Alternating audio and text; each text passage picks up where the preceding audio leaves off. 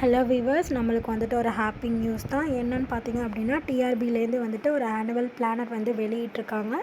So அது வழி பார்த்தீங்க அப்படின்னா, நம்மளுக்கு டெட் பேப்பர் 1 எக்ஸாம் எப்போ வரும் அப்படிங்கிறதையும், வேக்கன்சி டீட்டெயில்ஸ் என்ன, எக்ஸாம் டீட்டெயில்ஸ், அப்புறம் நோட்டிஃபிகேஷன் எப்போ விடுவாங்க அப்படிங்கிறது, இந்த பற்றின நியூஸ் எல்லாமே நம்ம இப்போ தெரிஞ்சுக்கலாம்.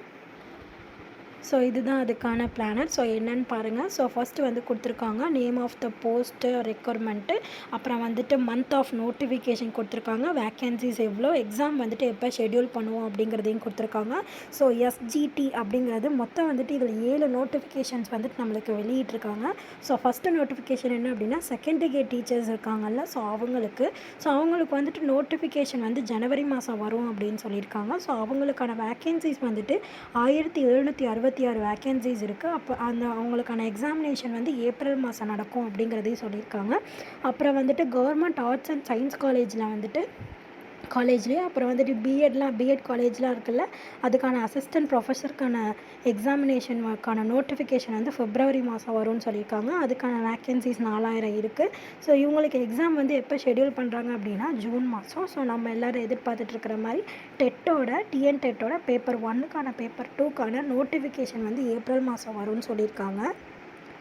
இதுக்கான வேக்கன்சி என்ன அப்படிங்கிறத நம்மளுக்கு இப்போ சொல்லலை. ஸோ இதுக்கான வேக்கன்சிஸ் வந்துட்டு கண்டிப்பாக நிறையா தான் இருக்கும். ஏன்னா இன்னும் நிறைய பேருக்கு போஸ்டிங் போடலை.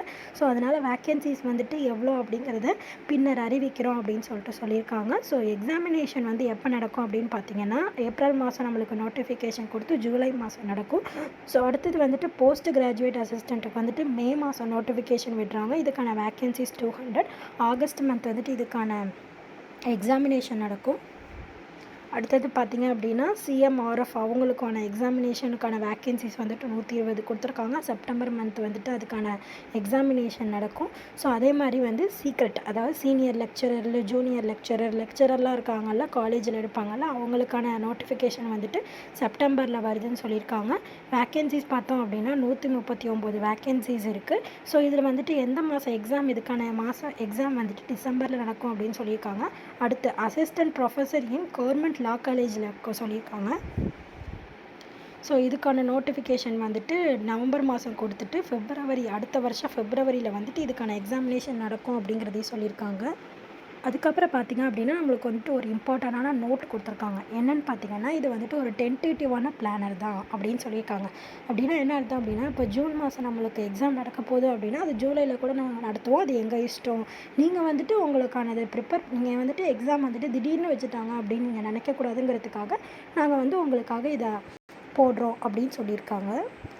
செகண்ட் இன்ஃபர்மேஷன் என்னென்னு பார்த்தீங்க அப்படின்னா, நாங்கள் வந்துட்டு இந்த பிளானரில் மென்ஷன் பண்ணியிருக்க மாதிரி எக்ஸாமினேஷன்ஸை வந்துட்டு நாங்கள் எக்ஸாமினேஷனை வந்து ஆட் பண்ணவும் செய்வோம், அது மாதிரி வந்துட்டு டெலீட் பண்ணவும் செய்வோம். அந்த எக்ஸாமை நடக்காமலும் பண்ணுவோம். அது வந்துட்டு எங்கள் விருப்பம் அப்படிங்கிறதையும் சொல்லியிருக்காங்க. இந்த vacancies indicated R liable for modification before or after the examination. அதாவது இந்த வேக்கன்சி வந்து இண்டிகேட் பண்ணியிருக்காங்கல்ல, இது வந்துட்டு ஒரு நார்மலானது தான். இது வந்துட்டு எப்போ வேணாலும் வந்துட்டு எக்ஸாமினேஷனுக்கு முன்னாடியும் நாங்கள் வந்துட்டு அதை வேக்கன்சியை மாற்றுவோம், எக்ஸாமினேஷனுக்கு அப்புறமா நாங்கள் வேக்கன்சிஸை மாற்றுவோம். அது வந்துட்டு எங்களோடது அப்படின்னு சொல்லியிருக்காங்க. ஸோ இந்த மாதிரி நோட்டிஃபிகேஷன்ஸ் நீங்கள் கண்டிப்பாக தெரிஞ்சுக்கணும் அப்படின்னு நினச்சிங்க அப்படின்னா, நம்மளோட அஃபிஷியல் வெப்சைட்டான www.trb.tn.gov.in அந்த வெப்சைட்டில் போய் நீங்கள் பார்த்தீங்க அப்படின்னா நோட்டிஃபிகேஷன்ஸை வந்து உடனே தெரிஞ்சுக்கலாம் அப்படிங்கிறதையும் சொல்லியிருக்காங்க. ஸோ இந்த ஆனுவல் பிளானர் படி டெட் பேப்பர் 1 பேப்பர் 2 எக்ஸாமினேஷனுக்கான நோட்டிஃபிகேஷன் எப்போ வரப்போகுது, ஏப்ரலில் வரப்போகுது. ஸோ அதுக்காக எல்லோரும் வந்துட்டு எக்ஸாமுக்கு நல்லா ப்ரிப்பேர் பண்ணிக்கோங்க. நிறைய இன்ஃபர்மேஷன்ஸ் தெரிஞ்சுக்கிறதுக்கு நம்ம சேனலை சப்ஸ்கிரைப் பண்ணிக்கோங்க. தேங்க்யூ.